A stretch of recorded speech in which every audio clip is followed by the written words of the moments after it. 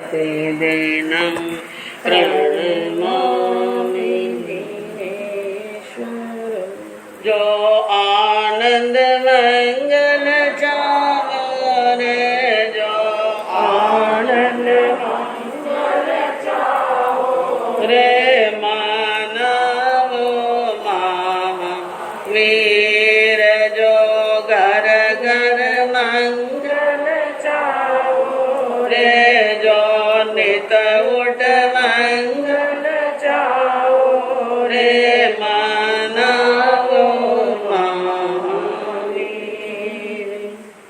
सर्वज्ञ सर्वदर्शी चरम तीर्थंकर अहिंसा के अवतार विश्व वंदनीय शासनपति श्रमण भगवान वर्तमान महावीर के पावन चरणों में कोटि कोटि वंदन। हृदय की अनंत अनंत आस्था के केंद्र, संयम धन के दाता, संसार सागर से तिरने का सन्मार्ग बताने वाले पूज्य गुरु भगवंत श्रमण सूर्य दिव्य विभूति 1008 श्री मरुदर केसरी मिश्रीमल जी महाराज साहब के पावन चरणों में कोटि कोटि वंदन। अहिंसा दिवाकर लोकमान्य संत शेरे राजस्थान वरिष्ठ प्रवर्तक पूज्य गुरुदेव श्री रूपचंद जी महाराज साहब के पावन चरणों में कोटि कोटि वंदन।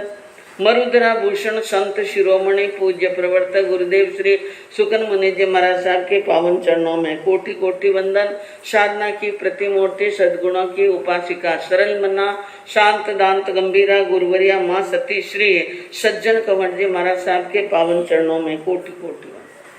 धर्म प्रेमी बंधुओं, शीलवती माताएं बहन, आज भगवान महावीर का निर्वाण कल्याण के रूप में प्रभु के गुणानुवाद करने हैं। और भगवान का निर्वाण यानी भगवान 8 कर्मों से मुक्त हो गए।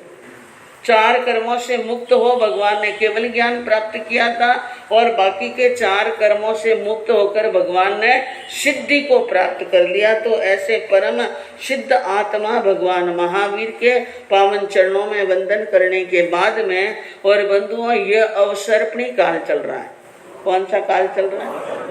अवसर्पणी काल। और अवसर्पणी काल के अंदर सर्वप्रथम यानी जिन मार्ग की परूपणा की थी भगवान आदिनाथ ने।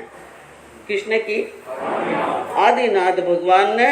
और भगवान आदिनाथ के यानी उस समय से ये जैन धर्म की जिनेश्वरों के धर्म की जो यानी प्रचलन चला, भगवान महावीर अंतिम चरम तीर्थंकर थे। तो कवि ने इन 4 यानी चौडाली के रूप में प्रभु महावीर की स्तुति और उनके जीवन के संपूर्ण जीवन का बिल्कुल संक्षिप्त के अंदर वर्णन किया, जैसे श्रीपाल चारित्र का किया था। उसी प्रकार बाकी भगवान महावीर के जीवन को यानी 4 ढालों में, और हम पूरा का पूरा नहीं बांट सकते, मुख्य मुख्य बातें हैं। तो पूज्य गुरुदेव मरुदर केसरी मिश्रीमल जी महाराज साहब के द्वारा रचा हुआ यह 4 ढालियां हैं। और इसके पहले पूज्य आचार्य श्री जयमल जी महाराज साहब ने भी 4 ढालिये की रचना की। जयमल जी महाराज साहब का 4 ढालियां जो भगवान महावीर की स्तुति की है, बहुत मधुर और बहुत सरल शब्दों के अंदर। तो पूज्य गुरुदेव मरुदर केसरी जी महाराज साहब ने इस यानी 4 ढालिये की रचना की। इसके अंदर सर्वप्रथम भगवान आदिनाथ को वंदन किया। प्रभु महावीर के पहले किसको वंदन किया? प्रणत पाप प्रणाशहीन निश्चय नित्य प्रति आनंद गण आदेश्वरून जे जग आदि करी सुखद शरण सद्भाव सेन लेकर रसना लेत चहत चरित भाषा मही रचो वीर साहित्य। सबसे पहले यानी भगवान आदिनाथ के पावन चरणों में प्रणाम करते हैं और प्रणाम का फल बताया पाप प्रणाश। जिनेश्वरों को प्रणाम करने से पाप क्या होते हैं? दूर होते हैं। और कवि कह रहे हैं कि मैं हे प्रभु नित्य आपके चरणों में प्रणाम करता हूँ। आनंद घन, जो आनंद रूपी घन यानी बादल वर्षा करता है। और भगवान जिनेश्वर देव आनंद की वर्षा करने वाले, किसकी? आनंद की। और जिन्होंने इस जग के अंदर, इस जगत में और सर्पणी काल में इस जिन धर्म की आदि की थी, उनका सुखद शरण लेकर के भगवान आदिनाथ के हिमालय से निकली हुई जिन वाणी की गंगा भगवान महावीर तक पहुंची। और हमारे जैसे भव्य प्राणियों के तक पहुंची हैं, तो उनके भगवान आदिनाथ का शरण लेकर के एक वरदान और रस लालित्य, यानी मैं यह जो चौपाई यानी चौढालिया रच रहा हूँ, इसके अंदर सुनने वालों को आनंद आए, इसके अंदर लालित्य हो, और सरल भाषा के साथ में मैं भगवान महावीर के गुण करना चाहता हूँ। मन मोहन गारो हरहि यारो, मातारो भक्त सुचंग, भल सदगुण वारो, वीर दुलारो, अहिंसारो अंग। पुण्य भूमि में प्रगट्यो प्रभाकर, प्राणत स्वर्ग प्रवीण, चटके चव तृष्णा के उर में, निवस्यो नाथ नवीन, मन मोहन गारो हारहि यारो, मातारो भक्त सुजन। भगवान महावीर मन को मोहने वाले और भव्य आत्माओं के हृदय के हार और माँ का भक्त। भगवान ने गर्भ में आते ही मातृ भक्ति का सबसे पहले परिचय दिया, जिसका वर्णन कल्पसूत्र के माध्यम से आपने पर्युषण महापर्व के अंदर सुना था कि जब माँ की गर्भ में आए और भगवान ने ये जाना कि मेरे इधर उधर हिलने से माँ को तकलीफ होती है, तो अपने आप को संकुचित कर एक प्रदेश के अंदर एक स्थान के ऊपर स्थिर हो गए। इससे माता को क्या हुआ था? दुख। और माँ ने ये सोचा मैं भाग्यहीन हूँ, पुण्यहीन हूँ, कर्महीन हूँ, मेरे यहाँ पर मेरे घर में मेरी कुक्षी से तीर्थंकर जैसे परमात्मा का जन्म कैसे हो सकता है? रंक के हाथ में रतन रहने वाला नहीं। तो जब वो शोक करने लगी, उस समय भगवान ने ज्ञान से जाना। कौन से ज्ञान से जाना? अवधि ज्ञान। तीर्थंकर माँ की गर्भ में आते तो कितने ज्ञान होते हैं? मति ज्ञान, श्रुति ज्ञान, अवधि ज्ञान। घर छोड़कर दीक्षा लेते ही चौथा ज्ञान मन प्रयोग ज्ञान, और 4 घाती कर्म नष्ट हो जाने के बाद में 5वां ज्ञान केवल ज्ञान। केवल ज्ञान प्राप्त होता है। तो प्रभु ने अवधि ज्ञान से यह जानकर और अपने आप को संकुचित किए हुए माँ की स्थिति का अवलोकन कर उन्होंने अपने पैर को हिलाया, पेट में अपने पैर को हिलाया, हाथ को हिलाया। माँ ने समझ लिया मेरा गर्भ न तो मरा है, न गला है, न अपहरण हुआ है। जब माँ की ऐसी ममता देखी, माँ का इतना प्यार और स्नेह देखा, विचार किया अभी तक तो मेरा जन्म भी नहीं हुआ, अभी तो माँ ने मेरा मुंह भी नहीं देखा, और मेरे इस प्रकार के उद्योग से माँ को इस प्रकार चिंता हुई और आर्त ध्यान हुआ। इसलिए भगवान ने अभिग्रह कर लिया था गर्भ में ही, जब तक माता पिता रहेंगे तब तक घर बार का त्याग कर अणगार का धर्म अंगीकार नहीं। तो बंधुओं, इस प्रकार भक्ति का परिचय दिया, और वो भगवान महावीर 10वें स्वर्ग देवलोक से चलकर आए, 20 सागर की स्तुति भोगकर, और इस जम्बू द्वीप के भरत क्षेत्र के अंदर क्षत्रिय कुंडलपुर गांव के अंदर, नगर के अंदर उनका जन्म हुआ। महाराजा सिद्धार्थ के घर में त्रिशला की कुक्षी में आए, और 9.25 मास पूर्ण होने के बाद में और गर्भ में ही योजना बना ली, भविष्य में मुझे क्या करना। गर्भ में क्या बना दी थी? हाँ, इतने ज्ञान थे, इसलिए योजना की तैयार योजना कर ली कि इस जगत के अंदर भयानक अत्याचार हो रहे हैं और अज्ञान की आंधी चल रही है, हिंसा हो रही है, यज्ञों में पशुओं की बलि चढ़ाई जा रही है, मनुष्यों की बलि चढ़ाई जा रही है, स्त्री का अपमान होता है, शूद्र का अपमान होता है, और भोली दुनिया को भरमाने वाले पाखंडियों की कोई कमी नहीं है। ये जानकर उन्होंने मन में यह योजना बनानी कि माता पिता के यानी स्वर्गवास हो जाने के बाद में दीक्षा अंगीकार करूं और मैं सत्य धर्म का डंका बजाऊं। ऐसी मन के अंदर धारणा कर ली, और धारणा करने के बाद में जब 9.25 मास पूर्ण हुए तो चैत्र सुदी 13 चैत्र शुद्धि 13 के दिन भगवान ने त्रिशला की कुक्षी से जन्म लिया और सिद्धार्थ के घर के अंदर यानी आनंद के बाजे बजने लगे और भगवान धीरे धीरे और बढ़ते बढ़ते बाल क्रीड़ा करते हुए और एक समय वो भी आया कि 72 कलाओं में प्रवीण हुए, युवा अवस्था में आए और उनकी शादी भी हो गई। उनकी क्या हो गई? शादी हो गई और शादी होने के बाद में बेटी का जन्म भी हो गया। प्रियदर्शना नाम की बेटी हुई और बेटी की शादी भी कर ली। भगवान की उम्र 28 साल की। कितने साल? 28 साल की उम्र तक तो भगवान ने शादी भी कर ली, बेटी यानी बेटी हो गई और बेटी की क्या कर ली थी? शादी कर ली थी। और शादी होने के बाद में 28 साल की उम्र हुई और माता और पिता का दोनों का क्या हो गया? देहावसान हुआ। और दीक्षा लेने की बात कही तो बड़े भैया नंदीवर्धन ने कह दिया अभी अभी तो माता पिता का वियोग पड़ा है और अभी दीक्षा लेकर के जा रहे हो, अच्छा नहीं है। इसलिए भाई साहब का कहना मानकर वो वहां पर 2 वर्ष तक और रहे। कितने वर्ष तक? 2 वर्ष तक और रहे और 2 वर्ष के अंदर बिल्कुल निर्लिप्त, कोई राग नहीं, कोई मन के अंदर संसार की भावना नहीं और 2 वर्ष तक रहे। बराबर 30 साल 29वां साल पूर्ण होने लगा। लोकांतिक देव आए, भगवान के सामने अर्ज की, हे प्रभु अब संसार के अंदर धर्म का उद्योग करने का समय आया। बाकी सारी बातें आपकी सुनी हुई है, इसलिए मैं फास्ट बोल रही हूँ क्योंकि आपने सुना तीर्थंकर भगवान दीक्षा लेते हैं, उनके अतिशयों के अंदर ये बातें आई कि लोकांतिक देव जीत व्यवहार के कारण आते हैं। कौन से व्यवहार? जीत व्यवहार के कारण कि एक आप धर्म का उद्योग करो संसार के अंदर और फिर भगवान देते हैं वशीदान। क्या देते हैं और कैसे देते हैं आप सबको मालूम है? 1 करोड़ ने 8 लाख सोना यहाँ प्रतिदिन।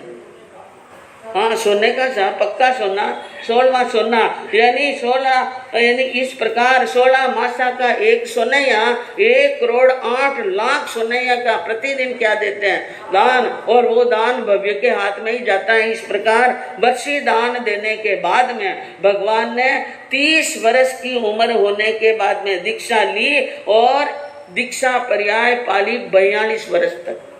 कितने वर्ष तक? हाँ, जिसमें 12.5 वर्ष 15 दिन भगवान सदमस्त रहे और बाकी केवल ज्ञान में रहे। तो भगवान ने दीक्षा ली और दीक्षा लेते ही एक बड़ी आंधी आ गई। क्या आ गई? किसकी? परिसह, उपसर्ग, कष्ट। परिसर, उपसर्ग और कष्ट इतने आए भगवान के जीवन में, देव संबंधी, मनुष्य संबंधी, तिर्यक संबंधी परिसर। और भगवान ने दृढ़ता के साथ में अपने मन को ध्यान में लगाया, समभाव में लगाया, समता में लगाया और तपस्या में लगा दिया। पूरा जीवन क्या लगा दिया? अपना तपस्या में लगाया। जब तक केवल ज्ञान नहीं हुआ भगवान कभी खुले मुंह रहे ही नहीं। और जो भी तपस्या हुई भगवान की सब 24 तपस्या, सब तपस्या क्या थी?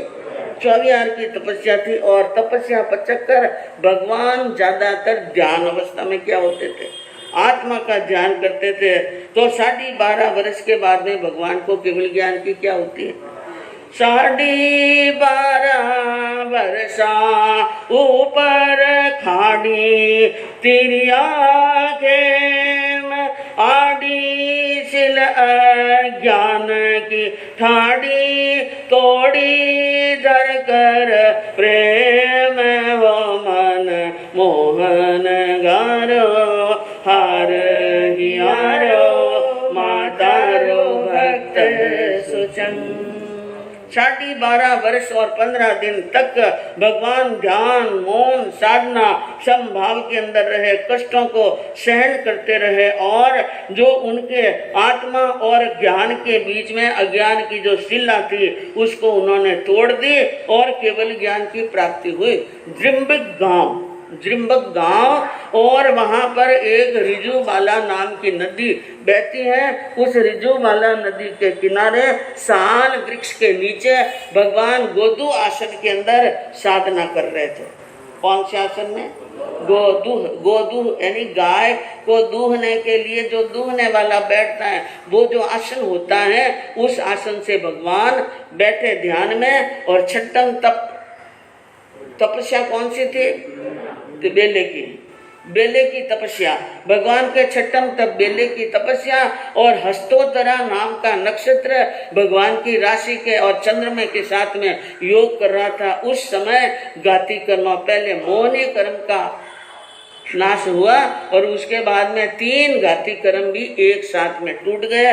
भगवान को केवल ज्ञान की प्राप्ति हुई और केवल ज्ञान की प्राप्ति होते ही भगवान ने 3 लोक को देखा और 3 काल को देखा, सभी स्थानों को देखा जहाँ जहाँ पर अत्याचार हो रहे हैं उनको देखा। और हिंसा, जहाँ हिंसा बहुत हो रही थी तो भगवान ने अहिंसा का नारा लगाया।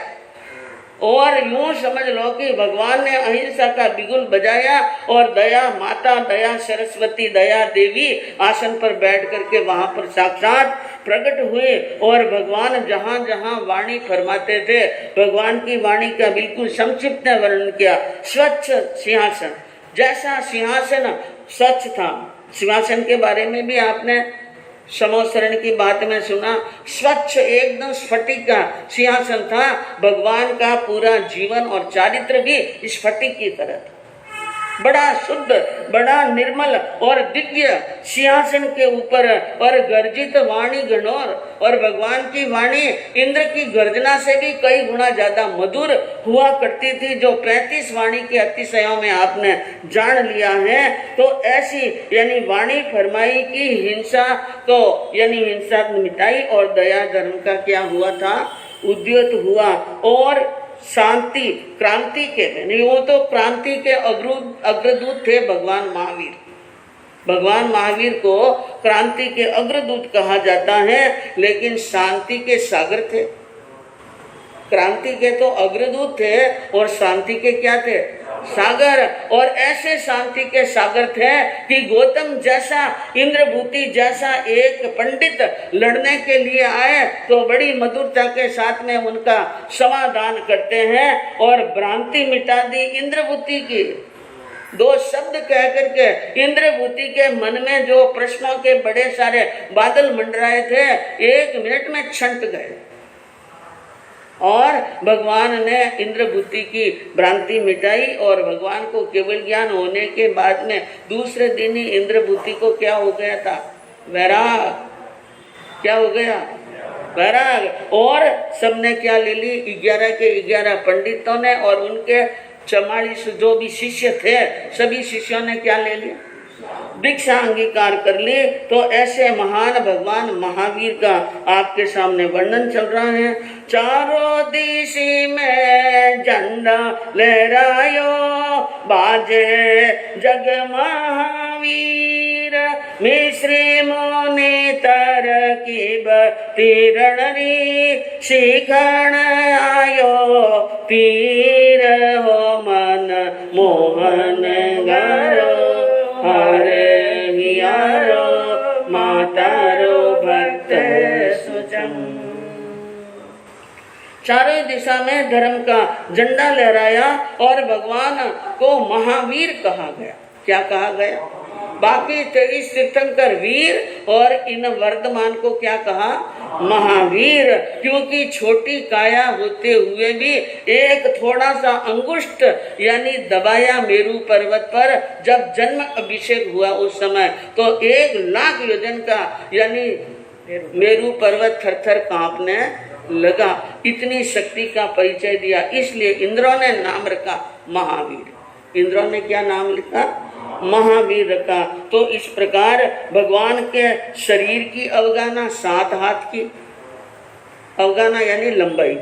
महावीर का शरीर 7 हाथ जितना लंबा और शुद्ध हेम वर्ण, जैसे तपाया हुआ सोना और कसौटी पर कसा हुआ सोना जितना दमकता है, ऐसे ही भगवान का शरीर दमक रहा था। यानी कंचन वर्णी काया थी और ललित लंचन, असल केसरी सिंह नार का लंचन भगवान के लक्षण बताए गए तीर्थंकरों के, जिसमें महावीर का लक्षण कौन सा है? असल केसरी सिंह का लक्षण, और चारों ही दिशा के अंदर एक सिंह की तरह दहाड़ करते हुए दया धर्म का यानी नारा लगाते हुए फिरे और बड़े बड़े विद्वानों और बड़े बड़े पाखंडियों को हरा दिया और सब के सब भगवान महावीर के लिए बताया कि त्रिशला का नंदन ऐसा था अमल अरविंद, जिस प्रकार कमल एकदम बिल्कुल निर्मल और स्वच्छ रहता है, इसी प्रकार भगवान का मन भी स्वच्छ, तन भी स्वच्छ और करनी भी स्वच्छ। इस प्रकार भगवान ने अपने जीवन में साधना का पथ अपनाया और भगवान ने 42 चातुर्मास किए। कितने चातुर्मास? 42, जिसमें 14 चातुर्मास तो राजगिरी नगरी में। कितने? 42। इसका मतलब हर 2 साल के बाद में भगवान का चातुर्मास कहाँ होता था? राजगिरी नगरी में। और राजगिरी नगरी के अंदर कितनी भव्य आत्माएं थी, कितनी आत्माएं मोक्ष में गई और कितनी आत्माएं सर्वासिद्ध विमान में गई, ये भी वर्णन बहुत लंबा चढ़ा। लेकिन 14 चातुर्मास किए भगवान ने राजगिरी नगरी में, और चंपा नगरी में, पृष्ठ चंपा में 5वां चातुर्मास किए, मिथिला नगरी में 6 चौमासा किए, विशाला नगरी के अंदर 2 चातुर्मास किए, बद्रीपुर नगरी में 2 चातुर्मास किए, अस्थिग्राम, वाणिज्य, सावत्ती और अवलंबिका में 1-1 चातुर्मास किया, 1 चातुर्मास म्लेच्छ देश में किया और 41 चातुर्मास कर भगवान पावापुरी पधारे। कहाँ पर पधारे? पावापुरी। और भगवान के पधारने का समाचार मिलते ही पावापुरी का नरेश हस्तिपाल राजा बहुत प्रसन्न हुए और भगवान के वहां पर गए। बड़ी समूह शरण की रचना लगी, भगवान की वाणी सुनी, अमृत जैसी मीठी वाणी सुन हस्तिपाल राजा ने विनती की, हे भगवान इस वर्ष का चातुर्मास क्या कर लो आप। अब के चौमासो प्रभु जी अटे करो जी, और अटे करो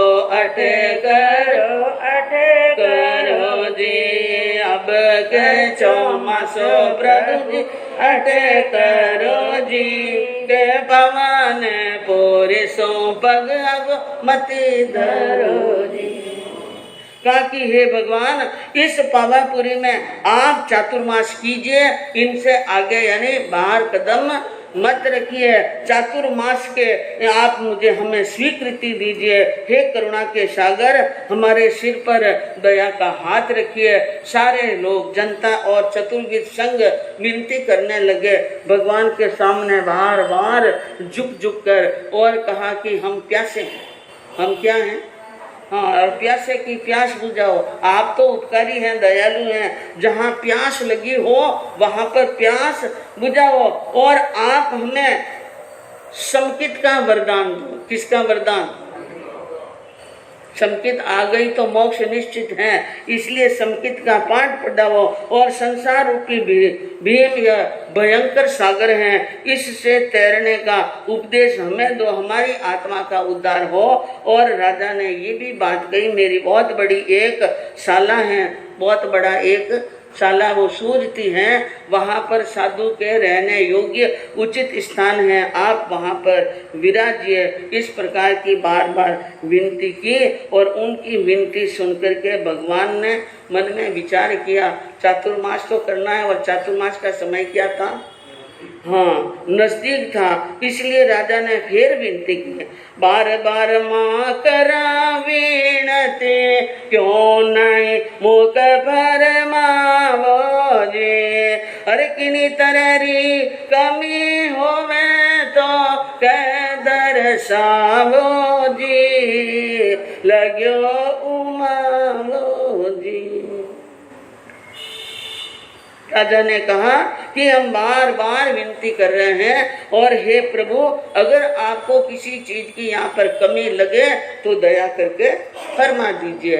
इस प्रकार बार बार विनती करने पर भगवान ने केवल ज्ञान के जानकार थे और उन्होंने स्वीकृति दे दी। पावापुरी में चातुर्मास करने की क्या दे दी? स्वीकृति। पावापुरी के चातुर्मास की स्वीकृति मिलते ही राजा हस्तिपाल और हस्तिपाल के राजा के अधीन रहने वाले सभी राजा महाराजा और हस्तिना यानी पावापुरी की सारी प्रजा बड़ी खुश और प्रसन्न हुई। और धीरे धीरे चातुर्मास शुरू भी हो गया। चातुर्मास क्या हो गया? हाँ, थोड़ा समय के लिए भगवान ने इधर उधर विचरण किया। चातुर्मास का समय आया तो वापिस भगवान पावापुरी पधारे और चातुर्मास शुरू हुआ और होड़ा होड़ सेवा कर रहे हैं, भक्ति कर रहे हैं। भगवान के सामने जाकर के भगवान से आत्मबोध प्राप्त कर रहे हैं। साधु साध्वी श्रावक और श्राविका और 12 प्रकार की पुरुधा जुड़ती हैं और पुण्योदय से भगवान के वहां पर अमृत यानी मेघ की तरह वर्षा हो रही है। और अंतेवासी गौतम शिष्य प्रश्नों की जड़ी लगा रहे हैं।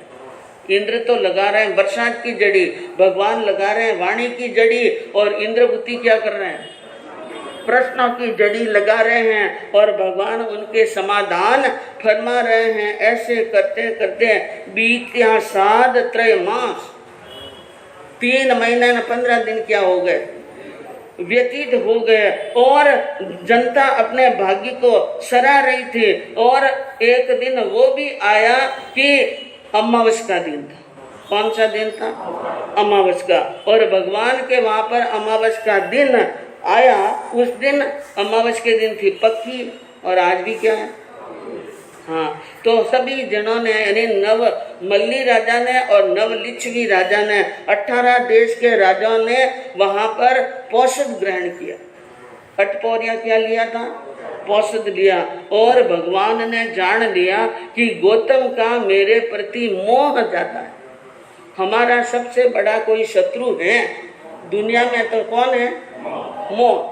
और इतना मोह है भगवान से गौतम स्वामी का, इसलिए उन्होंने भगवान ने क्या फरमाया कि हे गौतम, तुम जाओ और एक ब्राह्मण है देव शर्मा नाम, देव शर्मा नाम का ब्राह्मण जिनकी संकित कुछ ढीली हो रही है, यानी श्रद्धा क्या हो रही है?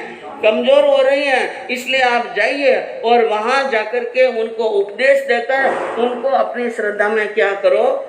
मजबूत करो।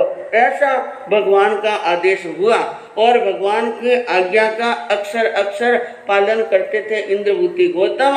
इसलिए भगवान की आज्ञा होते ही खड़े हुए और तिकुतों के पाठ से वंदना की। भगवान ने कहा उसका मिथ्यात्व और मान को धो डालना और अपने यानी शादवाद के द्वारा उनको यानी धर्म में वापिस क्या करना है? स्थिर करना है। इस प्रकार की बात कहकर भगवान ने गौतम को कहाँ भेज दिया? देव शर्मा ब्राह्मण के वहां पर दूर भेज दिया। और इधर देखिए गौतम तो वहां पर चले गए और ब्राह्मण की संकित को उन्होंने शुद्ध कर ली, क्योंकि गौतम का उपदेश बहुत जल्दी सामने वाले को लगता था। एक एक की पुनवानी क्या होती है? बड़ी तेज होती है। और आपने ये भी सुना कि गौतम स्वामी भगवान किसी को दीक्षा दे दे, उनको हाथों हाथ ही क्या हो जाता था? केवल ज्ञान हो जाता था।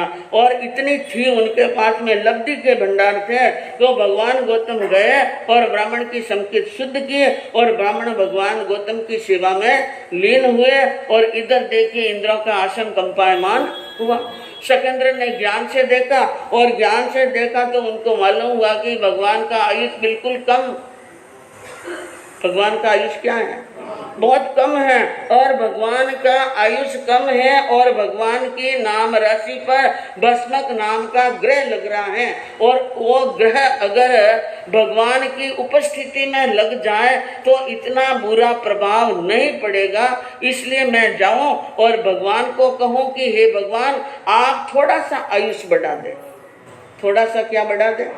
आयुष बढ़ा दे। तो ये बात लेकर इंद्र आए थे और भगवान से कहने लगे कि हे भगवान, आप अपना थोड़ा सा आयुष क्या करें? बढ़ा लें। लेकिन बंधुओं, ये शक्ति तो तीर्थंकर के अंदर भी नहीं है। भगवान तीर्थंकर जो अनंत बली होते हैं, अनंत इंद्रों जितना बल होता है उनके पास में, लेकिन अनंत बली इंद्रों के बल से भी ज्यादा बलवान भगवान ने क्या कहा कि 9 अट्ठे समर्थ। हे इंद्र, यह अर्थ समर्थ होने वाला नहीं है। मैं 1 मिनट भी आयु को न बढ़ा सकता हूँ और न मैं घटा सकता हूँ। आयु अल्प न अधिक न मैं कर सकूं कदा, मारा लाल मैं कर सकूं कदा, हुई है नय फिर होय जिनंद जल पे जगदा, मारा राज जनंद जल पे जगदा।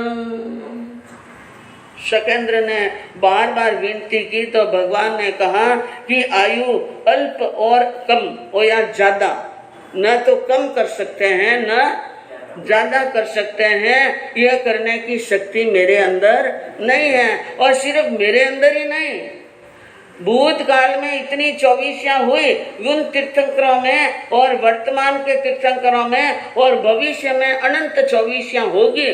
उन कोई तीर्थंकर में 3 काल में भी ऐसा कभी नहीं हुआ कि किसी तीर्थंकर ने अपनी आयुष को क्या हो गई बढ़ा दी। तो जो आयुष हैं उनको कम और ज्यादा नहीं कर सकते हैं। इस प्रकार की बात फरमाई भगवान ने और इंद्र उदास मन से चले गए।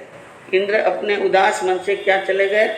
हाँ, 2 दिन पहले ही आकर भगवान को फरमाया और भगवान ने उनको उत्तर दे दिया था और उसके बाद में भगवान ने ले लिया था संतारा। भगवान ने क्या ले लिया था? संतारा। और संतारा लेकर एक आसन के अंदर पर्यंक आसन के अंदर पर्यंक यानी पालकी लगा, पालकी लगाकर पर्यंक आसन में बैठकर ही भगवान ने उपदेश देना क्या किया था शुरू। और कितने घड़ी तक उपदेश दिया? 16 पहर 16 पहर बोल तक उन्होंने भगवान ने 48 घंटे तक क्या दिया था? उपदेश दिया था। इस प्रकार किसी एक आसन में बैठकर और अपुट देशना दी। अपुट देशना कि बिना पूछे ही ज्ञान की बरसात कर ली, किसी को पूछने की जरूरत नहीं रही। जो जो भगवान को यानी देना था वो दे दिया। जैसे एक पिता एक दादा अपना कमाया हुआ धन अपने प्रिय पुत्र और अपने पौत्र को देता है, इसी प्रकार मोक्ष में जाने के पहले भगवान ने भव्य आत्माओं के आनंद और कल्याण के लिए अपना खजाना खोल दिया, लुटा लिया भगवान ने। और 16 पहर तक एक साथ में 16 पहर तक देश ना देना कोई छोटी बात नहीं है। लेकिन वो अनंत बली अनंत ज्ञानी भगवान ने देशना दिए और देशना देने के साथ में 110 अध्ययन सूत्र विपाकना। सूत्र विपाक के कितने अध्ययन कहे भगवान ने? 110 और उत्तराध्ययन के 36। उत्तराध्ययन जी के कितने? 36। तो 110 अध्ययन तो जब विपाक सूत्र के कहे। और बंधुओं आज हमारे पास में विपाक सूत्र के अध्ययन कितने हैं? 20। कितने हैं? 20। बाकी सब क्या हो गए? लुप्त हो गए, छिप गए। यानी ज्ञान याद नहीं रहा तो धीरे धीरे क्या हो गए? लुप्त हो गए। और 36 अध्ययन उत्तराध्ययन जी के हैं। और ये भगवान महावीर की अंतिम वाणी है। 37वां अध्ययन कहते कहते भगवान मोक्ष के अंदर पधार गए थे। और ये आध्यात्मिक कोष भगवान ने हमारे जैसों को संभलाया है। और देव असुर नर राज विद्याधर देवताओं के झुंड भगवान के प्रवचन सुनने के लिए आए थे। और विद्याधर राजा भी आए थे। 12 प्रकार की परिषद आई थी। सब भगवान की वाणी सुन रहे हैं। और बंधुओं भगवान की वाणी सुनते सुनते कहते हैं कि अमावस की आधी रात आ गई। अमावस की क्या आ गई? हाँ, अमावस कातिव दिन रात्रि अरत प्रमाण, भगवंत भौतिक देह तज पाया पद निर्वाण। बोलिए श्रवण भगवान महावीर स्वामी। अमावस कातिवदी अमावस की अर्धरात्रि का समय आया और भगवान ने भौतिक देह का क्या किया?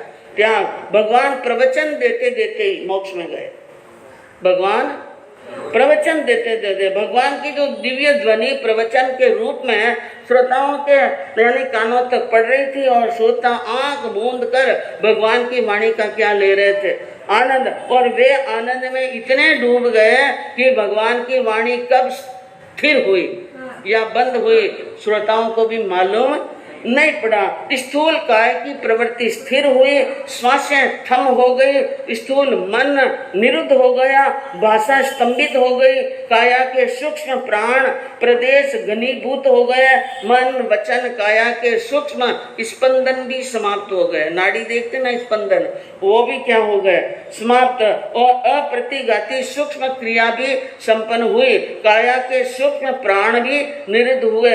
अनादि काल से अनवरत चल रही थी जो क्रिया वो समुच्छिन्न हो गई और भगवान की देह शांत हो गई। भगवान की आत्मा कहाँ पहुंच गई?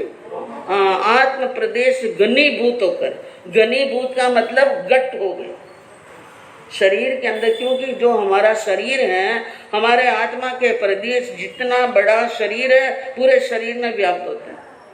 और आत्मा के प्रदेश कभी कम नहीं होते हैं और कभी ज्यादा नहीं। यूं नहीं कि हाथी में बहुत ज्यादा है और चींटी में कम है, नहीं है। चींटी में और हाथी में सब में एक ही है। जितने हैं आत्म प्रदेश, वो आत्म प्रदेश वैसे के वैसे रहते हैं। तो सब शरीर के अनुसार फैले हुए होते हैं, लेकिन जब शरीर अंतिम शरीर होता है और त्यागते हैं तो सारे आत्म प्रदेश इकट्ठे होकर घनीभूत हो जाते हैं और फिर आत्मा एक समय के अंदर क्या पहुंच जाती है? सीधी मोक्ष के अंदर। तो भगवान मोक्ष में पधार गए और भगवान के मोक्ष में पधारने के बाद 3 वर्ष 8.5 माह चौथे आरे के बाकी थे। 3 वर्ष और 8.5 महीने भगवान मोक्ष में गए। और भगवान के मोक्ष में जाने पर धरती पर क्या हुआ? टूटने लगे हैं तारे धरा धरनाट, दूजी विकल दिशाएं पशु दिग्पाल डोल गए। इंद्रासन चलत ही प्राचीनाथ शोकाकुल, भया है उदास देवी देवगण रोल गए। अरे रे अकस्मात ज्ञान बनु अस्त हो गयो, भेद बिना दिया भव्य जनता को बोल गो। पर गो वियोग बारी सहस 84 को, भारत भूमि में हाँ ये बीच हो लगो। भगवान मोक्ष में पधारे, आकाश के तारे टूटने लगे, उल्काएं नीचे गिरने लगी और दिक्पाल डोल गए। दिक्पाल यानी दिक्पाल जो दिशाओं के जो स्वामी होते हैं वो, यानी दिक्पाल डोलने लगे और धरा धरनाट दूजी धरती कांपने लगी। इंद्र का आसन कंपायमान हुआ और देखा इंद्र के इंद्र ने कि भगवान कहाँ पधार गए? मोक्ष के अंदर।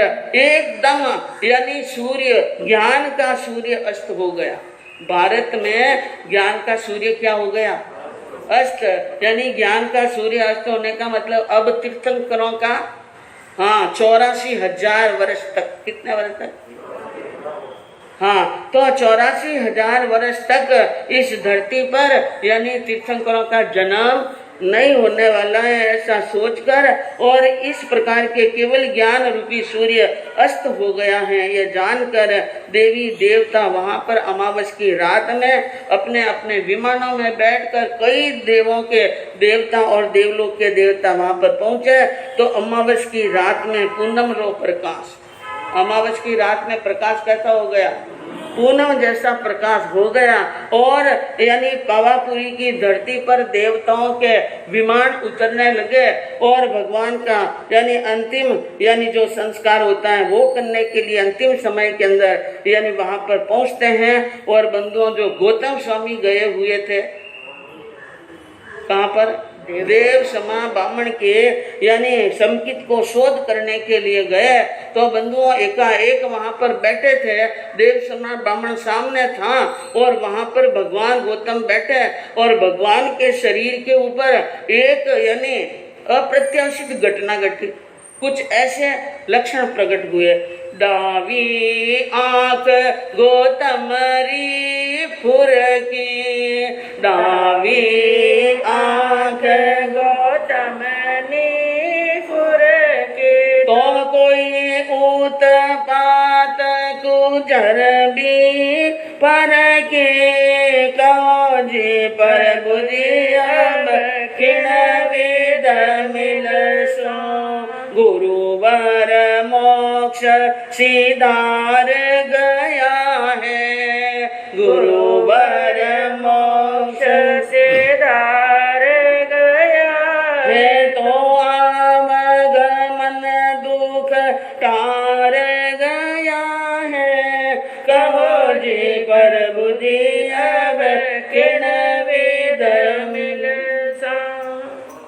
डावी आंख गौतम ने फुरकी, एकदम बाई आंख फड़की और बाया अंग फड़का। और गौतम स्वामी ने विचार किया ये अशुभ की चेतावनी कैसे आ रही है, क्योंकि पुरुष का दाहिना अंग चाहिए, बाया अंग नहीं। दाहिना अंग फुरके, दाहिनी आंख फुरके तो ठीक है, यानी दाहिनी यानी जीमनी, लेकिन दावी आंख फुरके तो कोई न कोई अशुभ के समाचार मिलेंगे। और लोगों को आते जाते, देवताओं के विमानों के आते जाते देखा और पूछा कि क्या हुआ कि भगवान मोक्ष पधारे। क्या बोला?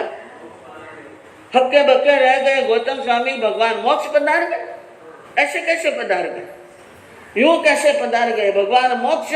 और बिना बताई कैसे जा सकते हैं? मोक्ष की बात सुनी, क्योंकि उनके प्रति इतना प्रेम, इतना मोह, इतना स्नेह था भगवान के चरणों के प्रति, भगवान के प्रति जितना गौतम, जितना शायद और किसी का नहीं था। 14,000 शिष्यों में सबसे ज्यादा प्रेम और मोह करने वाले कौन थे?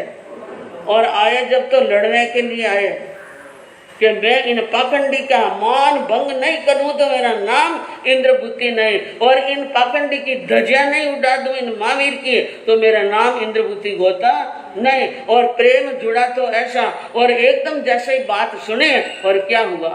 वे मोर चित गुरु गौतम गुड़िया, वे मोर चित गुरु गौतम गुड़िया, तो मोहतना पासा में जुड़िया, कहो जी पर बुझिया किन विध मिल। पहली बात तो मूर्छा आ गई और मूर्छित होकर के गौतम स्वामी धरती पर गिर गए, और फिर बाद में मूर्छा टूटी तो अब मोह के पासे में जुड़ गए।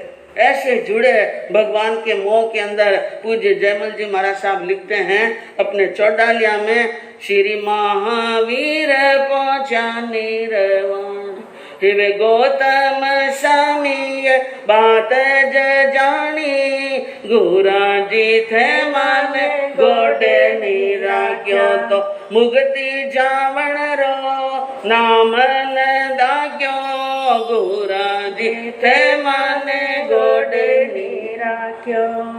भगवान निर्वाण गए, ये बात सुने और गौतम स्वामी मन के अंदर विचार करने लगे, कहने लगे, भगवान को उपालंब देने लगे।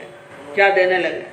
हाँ, गुरु जी थे मने गोडे नहीं रखे, गोडे यानी कन्ने, कन्ने नजदीक पास में नहीं रखे, और मैं आपके पास में रहने का पूरा अधिकारी हूँ, क्योंकि 14,000 शिष्यों में मैं क्या हूँ? सबसे प्रधान यानी बड़ा शिष्य। और शिष्य बड़ा और छोटा हो तो कोई बात नहीं, लेकिन हे भगवान, हूँ सगला पहली हुओ थारो चेलो, हूँ सगला पहली हुओ थारो, इन अवसर दूरो की मेल्यो, पूरा जीते माने गोडे नीरा, क्यों आप तो मासो अंतर राख्यो, अरे मैं मारा मन डारो दर्द न दाख्यो, गोरा जेठे माने गोडे नीरा, क्यों। गौतम स्वामी ने कहा कि हे प्रभु, मैं आपका सबसे पहली शिष्य हुआ, उसके पहले आप अकेले थे। आप क्या थे? अकेले। और मेरे आने के बाद में आपके शिष्यों की संख्या बढ़ी, तो ये बात तो आपको अच्छी तरह से मालूम है, तो इसके अनुसार भी आपको मेरे से कोई बात छिपानी नहीं चाहिए। मैंने मेरे जीवन की कोई बात आपसे नहीं छिपाई, और मैं तो जैसा मैं हूँ वैसे ही आपको समझता था कि जब मैं कोई बात नहीं छिपाता हूँ तो भगवान मेरे से बात कैसे छिपाते हैं। और आपने मेरे से बात छिपाई और मोक्ष में जाना था। आपको तो केवल ज्ञान है, आपको तो मालूम है कि मुझे कहाँ जाना है, मोक्ष में। तो आप जानते हुए भी मुझे क्या भेज दिया? दूर भेज दिया। यह आपने अच्छा किया या बुरा किया? भगवान गौतम स्वामी ने कहा कि हे भगवान, आप क्या जानते हैं कि गौतम यहाँ पर रहता और उनके रहते रहते मैं मोक्ष में जाता तो गौतम यानी मेरे रुकावट पैदा करता, मुझे मोक्ष में नहीं जाने देता। ऐसा नहीं होता। मैं आड़ो मांडी न जाल तो पल्लो पण शाबाश काम कियो थे भलो गोरा जीते मन गोडे नीरा हूँ तो मने अंतराय न दे तो मुक्ति में जागावे चायन ले तो गोरा जीते मन गोडे नीरा क्यों हूँ संकड़ाई न कर तो काई आप रे साथ मुक्ति में आतो गोरा जी मैदान गोडे नीरा क्यों होता 14 पूरब चौना पिण मोनी करम पेटियो होनी गोरा जी थे मन गोडे नीरा क्यों। भगवान से कहा, हे भगवान, मैं आप मोक्ष में जाते और मैं वहां होता तो मैं कोई बच्चे की तरह रोता नहीं और आपका कोई पल्ला थोड़ी पकड़ता, और आपने तो यानी ऐसा काम किया, बहुत बहुत शाबाश है, बहुत जोरदार काम, आपके जैसा काम तो फिर कोई नहीं करता है। और एक बात याद रखना भगवान, वह अंतराय नहीं देते कोई, आप मोक्ष में जाते तो मैं कोई अंतराय नहीं देता। और मान लो एक बार मैं आपके साथ में चल भी लेता तो कौन सा मुक्ति में वहां पर जगह का बंटवारा कराता क्या? मैं कोई जगह का बंटवारा नहीं कराता। और दूसरी बात, वो संकड़ाई कर तो न कहीं, आपके जितनी बैठने की सोने की जगह चाहिए आप ले लेते, मैं तो कहीं एक तरफ कोने में पड़ा रह जाता, दुबक कर रह जाता आपके साथ में आकर। और मैं आपको मालूम है कि आपके बिना मेरा मन लगने वाला नहीं है। ऐसी बातें कह कह कर गौतम रोने लगे। क्या करने लगे? हाँ, कभी कह रहा है 14 पूरब और 4 ज्ञान के धनी, लेकिन मोरनी कर्म ने कैसे लपेट दिया? ऐसे लपेटा जैसे चंदन के वृक्ष को काले नाग लपेट लेते हैं। ये काला नाग से भी ज्यादा खतरनाक है मोह। मुरदर केसरी जी महाराज साहब ने एक कविता के द्वारा लिखा है, हे करुणे से करी करड़ी अरड़ी उर हाथ झिले न झिले पोन पे लगाए तुम छोड़ी चले मोर जाय रही हिय की जुकली बिन कारण टार दियो मुझको गुरु अंतिम सेवा मुझे न मिले मन मोर लगे अनठोर कहाँ पद तोर भी भोर निजोर वली। उन्होंने कहा, हे करुणेश, आपको लोग करुणा का ईश्वर कहते हैं, करुणा के सागर कहते हैं। कैसी करुणा आपकी? आप करुणावान हैं, लेकिन करी करड़ी ऐसी कड़ी बात की है आपने जो मेरे हृदय के अंदर समाने वाली नहीं है, और मेरी सारी आंतों को अंदर से हिला करके रख दिया है। अब मैं क्या समझूं? पुण्य पेल गए या तो मेरे पुण्य पूरे क्या हो गए, खत्म हो गए, इसलिए आप छोड़ करके चले गए हैं और मेरे हृदय की कली मुरझा रही है। और एक बात समझ में नहीं आई, बिना कारण बिना मतलब मैंने कोई लड़ाई किया नहीं, झगड़ा किया, कभी कुछ नहीं कहा, बिना कारण ही आपने मुझे टाल दिया और नित्य आपके चरणों में पास में रहने वाले को अंतिम समय के अंदर सेवा का अवसर नहीं मिला। ये किस जन्म का आटा, ये किस जन्म का आटा है? और आपको ये पता मन मोर लगे अनठोर कहाँ, मेरा मन और कहीं पर लगने वाला नहीं है, ये बात भी आप जानते हैं। लेकिन एक बात और है भगवान, तज के तन मोही कहे बिना इतनी की माँ आट अड़ी उर में कबहू न करी कड़ी भूल हमें फिर छोड़ी चले इन अवसर में शिव पान पयानन रोकत में, लड़ियो नहीं आवत उमर में विधि एह सुहात रति बर हमें विधि एह सुहात रति नाम कपटाई भरी परमेश्वर में, कपटाई भरी परमेश्वर में। तन तज गए, तन को छोड़ दिया आपने, और वो भी मुझे कहे बिना। मैं तो एक छोटी छोटी बात भी आपको पूछता हूँ, कितनी बार पूछता हूँ, कितने प्रश्न करता हूँ, और आप उत्तर देते हैं। मैं तो छोटी छोटी बात भी आपको पूछता हूँ, कहता हूँ, और आपने कुछ भी नहीं कहा। इतनी किम आंट अरी उड़ में, आपके भी पेट में आटे हैं क्या? ये उपलम कौन दे रहे हैं और किसको दे रहे हैं? भगवान। हाँ, भगवान महावीर को, जो मोक्ष में पधार गए, उनको कह रहे हैं कि आपके पेट में भी इतने आटे हैं, ये मुझे मालूम नहीं था।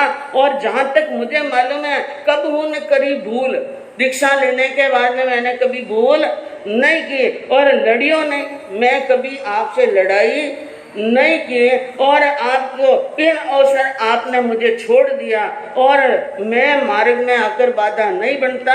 और एक बात है, आपके ये मोक्ष जाने की जो रीति है ना, ये मुझे अच्छी नहीं लगी। आज मालूम पड़ा कि कपटाई भरी परमेश्वर। मैं तो यूं समझता था कि आप तो निष्कपट हैं, लेकिन आज समझ में आया कि आप के पेट में भी क्या है? कपट, आटे। ये सारी बातें बोली, और बोलने के बाद में बंधुओं गौतम स्वामी जितनी देर तक रोना था वो रोए। ये मोह है ना, संसार में जाने के बाद में प्राणियों को इसी प्रकार ये मोह रुलाता है। जाने वाले तो चले जाते हैं, और जीने वाले उनको क्या कहते हैं? रामायण के अंदर 2 लाइनें आई हैं बहुत जोरदार। जीने वाला जाने वालों की स्मृतियाँ दोहरावे हो, जो जीतना है निकट उसे उतना ही मोह रुलावे हो। पलकों के पर्दे पड़ते ही ये दुनिया फिर लावे। जीने वाला जाने वाले की स्मृतियाँ, जीने वाला जाने वाले की यादें दोहराता है, और वो ज्यादा रोता है जो हमेशा क्या रहता है? निकट, और उनको मोह ज्यादा रुलाता है। तो गौतम स्वामी ने मोह करने में कोई कसर नहीं रखी, भगवान से मोह किया। और बाद में एक वह विचार आया, भगवान तो वीतरागी थे। भगवान क्या थे? वीतरागी थे, केवल ज्ञानी थे। उनके किसी से मोह नहीं, मेरे मोह है, उनके तो मोह नहीं। और मैंने भगवान को उपालंब दिए, वो भी गलत उपालंब दिए, वो भी क्या है? गलत हैं। और मैंने भगवान के दिल को जाना नहीं, भगवान के मन को जाना नहीं। भगवान के पास में रह करके भी अब सोचने लगे ये मोह है दुखी देने वाला। कौन है ये? मोह। भगवान चले गए तो अब किसका मोह? भगवान चले गए तो अब किसका कुछ है? कोई किसी का नहीं है, मैं भी किसी का नहीं हूँ, और मेरा भी कोई नहीं है। अपनी आत्मा को दिया धिक्कारा। आत्मा को क्या दिया? धिक्कारा। और धिक्कारा देने के बाद में भगवान गौतम स्वामी के एक ही जने से मोह था। कितने से? महावीर से। और जब महावीर के ऊपर से मोह हटाया, जैसे मरु देवी ने अपने पुत्र ऋषभ से मोह हटाया और हाथों हाथ केवल ज्ञान की क्या हुई? प्राप्ति। इसी प्रकार गौतम स्वामी को तो केवल ज्ञान उनके सिर पर ही घूम रहा था, और जैसे ही उन्होंने अपनी आत्मा को धिक्कारा दिया और भगवान से मोह हटाया, और हाथों हाथ केवल ज्ञान की क्या हुई? हाँ, मोह हटाय बनिया गुरु ज्ञानी, तो बात रही न रति बर छानी, काजे पर बुझिया किण विद मिल। मोह हटा और गौतम को केवल ज्ञान केवल दर्शन की प्राप्ति हुई और केवल ज्ञान दर्शन लेकर के और प्रातः काल सूर्य उदय होते ही भगवान वहां पर गौतम स्वामी पधारते हैं और वहां पर भगवान के मोक्ष पधार जाने पर गौतम स्वामी को केवल हो जाने के कारण महावीर स्वामी के पाठ पर सुधर्मा स्वामी विराजे। कौन विराजे? सुधर्मा स्वामी विराजे और चारों संघ के अंदर बड़ी यानी आराम भगवान के सुधर्मा स्वामी के पाठ पर विराजने से और भगवान महावीर के मोक्ष पधारे आधी रात अमावस कार्तिकी और आधी रात के बाद में गौतम स्वामी को केवल ज्ञान की क्या हुई थी? प्राप्ति हुई थी। तो बंधुओं, इस प्रकार भगवान महावीर और गौतम स्वामी के जीवन का ये वर्णन चलता है और भगवान महावीर के 14,000 शिष्य थे जिसमें केवल ज्ञानी साधु 700 और साधवियाँ 1400, मन प्रयोग आदि 500, अवधि ज्ञानी 1300, 14 पूर्वधारी 300, लब्धिधारी 700, कुल साधु 14,000, साधवियाँ 36,000, श्रावक 1,59,000 और श्राविकाएं 3,18,000। और भगवान महावीर के शासन काल में 9 आत्माओं ने तीर्थंकर गोत्र का क्या किया था? उपार्जन किया। राजा श्रेणिक ने, भगवान के चाचा सुपार्श ने, महाशतक जी कौसंबी नगरी के राजा उदयन, अंबड़ सन्यासी, रेवती श्राविका, शंख श्रावक, पोटिला आर्या और सुलसा नाम की श्राविका। इस प्रकार इन्होंने तीर्थंकर गोत्र का उपार्जन किया। और बंधुओं, यहाँ पर गुरुदेव ने इनके अंतिम कलश के अंदर भी वही बात लिखी है कि बरसात हो रही थी। क्या हो रही थी? बरसात। तो शुरुआत में भी बरसात, अभी क्या हो रही है? वेद अचला व्योम कर शुभ मास कार्तिक तिमिर में द्वादशी जल जगत चक्षु सुखद सोजत नगर में चौडालियो श्री वीर जिनको बुध गुरु अनुग्रह वरी कोट मोहले बड़े थान कर च्यो लागी दो गणी पुण्य पावन मरुधरा भव राजते श्री गजेंद्र सिंह प्रभु पसाए मुने में श्री सिद्धि चढ़े अहम इंद्र सिंह श्रमण संग की बड़े प्रभुता दिन दुणी श्री चौगुणी जयवंत शासन सदा वरत जय विजय सोहम गणी।